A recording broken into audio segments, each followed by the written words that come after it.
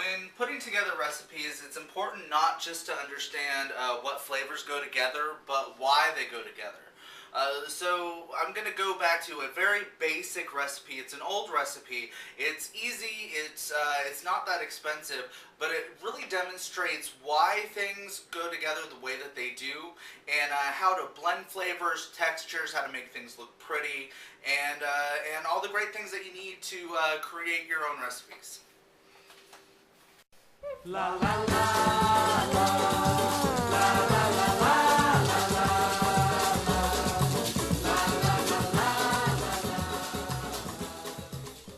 What I have here are 2 lamb steaks, lamb shoulders, and it's not a very expensive piece of meat. I just salted it and put some pepper on that. And what I'm going to do is put the Dijon mustard right on here on top. Kind of spread that around, and the Dijon mustard has a lot of acidity to it because of the vinegar in here. Very flavorful and tangy, which is going to go really well with the sweetness of the mint.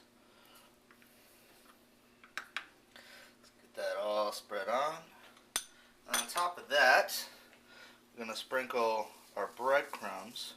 Now when this bakes, the breadcrumbs are going to get crunchy, so that's going to give you a nice mixture of textures with a nice tender meat and the crunch of the breadcrumbs. And then on top of that, I'm going to add the mint.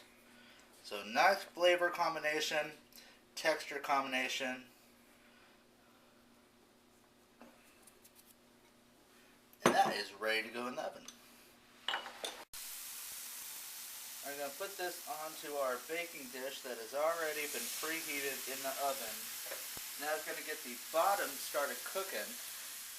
Because we're not flipping this, we really want the entire thing to get done evenly.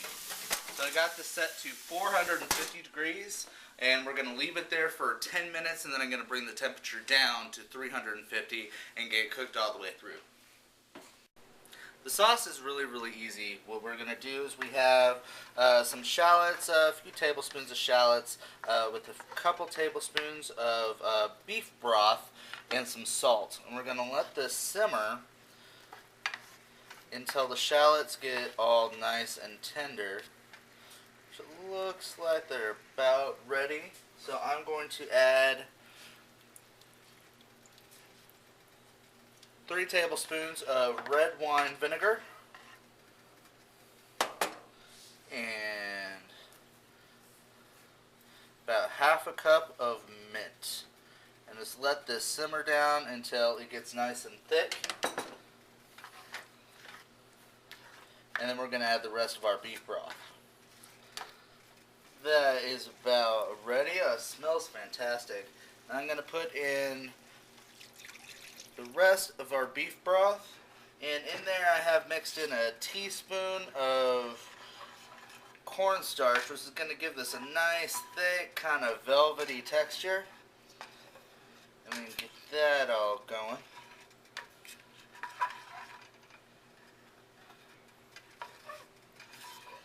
Oh, it just smells fantastic. All those different flavors kind of building on top of each other to give a great looking, tasting, and smelling sauce. While this is heating up, I'm going to add a 1/4 cup of sugar, give some nice sweetness. You got the tartness of the vinegar, sweetness of the sugar and the mint, kind of the heartiness of the broth, all building together. These guys look about done. Now I let these in there for 450 degrees for about 10 minutes, and then I brought it down to 350 degrees. And those look good. I'm going to wrap those up.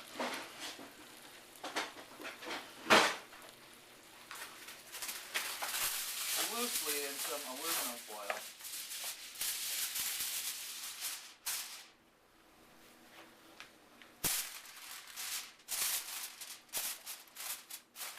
And let those rest, and that'll lock in all those juices so it doesn't get all dry while we're eating it.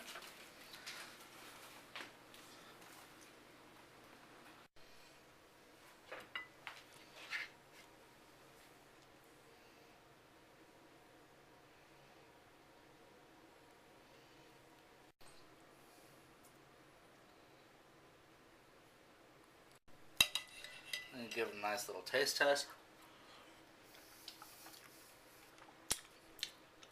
All the flavors just melted together all perfectly. It's tender, it's vibrant, there's some crunch to it. It was really, really good.